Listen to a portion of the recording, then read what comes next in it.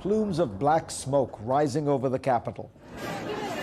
Hospitals besieged by shelling. Government buildings engulfed in flames.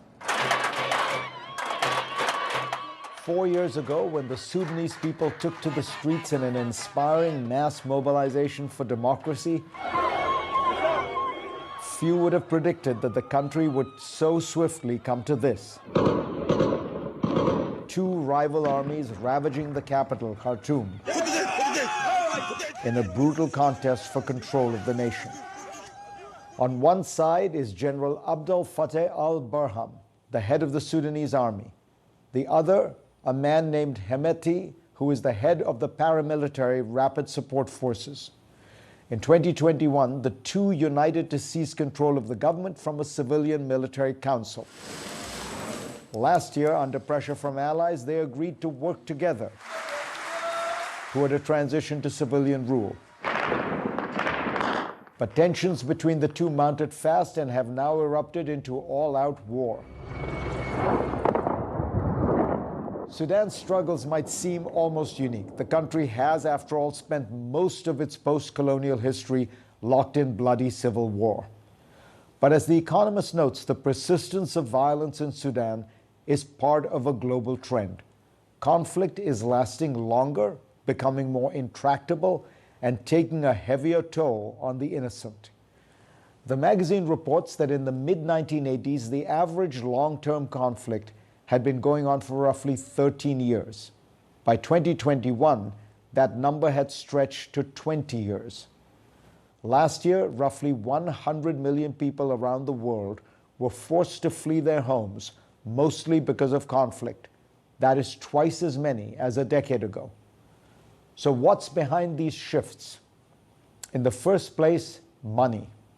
As the scholar Alex de Waal noted in an interview with Al Jazeera, the struggle between Burhan and Hemeti is to hold on to what he calls their kleptocratic military business empires. De Waal notes that Burhan has appointed loyalists into positions of control in finance, oil, and minerals. Hemeti controls Darfur's vast deposits of gold, which is Sudan's single largest source of export revenue. He also has another source of power and income: his paramilitary troops, who have fought as mercenaries for the UAE and Saudi Arabia in their proxy war in Yemen. A transition to civilian rule and eventually elections could weaken his hold on either of these sources of power. This is a phenomenon we see across Africa. Resource-rich countries have witnessed sustained conflict as warlords, soldiers, and rebels have carved up the wealth of the nation. In the absence of an ideological motive for conflict, such as choosing a side in the Cold War or fighting for freedom against a colonial oppressor, greed has become the primary motivator. But this is now all happening against a new geopolitical backdrop which allows such violence to fester. Ever since the fall of the Soviet Union, as The Economist notes, a period of relative calm prevailed around much of the world, largely because the United States was an uncontested global superpower. This era was not free from war by any means, but great power conflicts of the style of the Cold War appeared to be a thing of the past. American military might, or Washington's ability to write checks, was often an effective deterrent to invasion or rebellion. But all that has changed. America has withdrawn its military and its money from large swaths of the world, concentrating its efforts on a few key areas and issues. This has meant in some places that regional powers like Russia, Iran, Saudi Arabia, and the UAE have expanded their reach, often by waging proxy wars.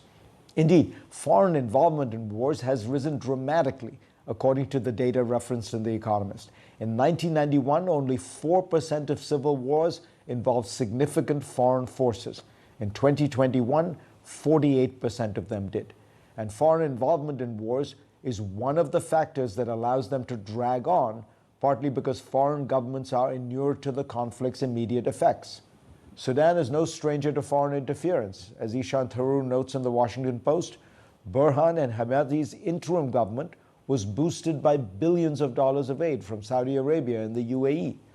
Russia's mercenary Wagner Group reportedly has a close relationship with Hemeti, providing his rapid support forces with weapons and training.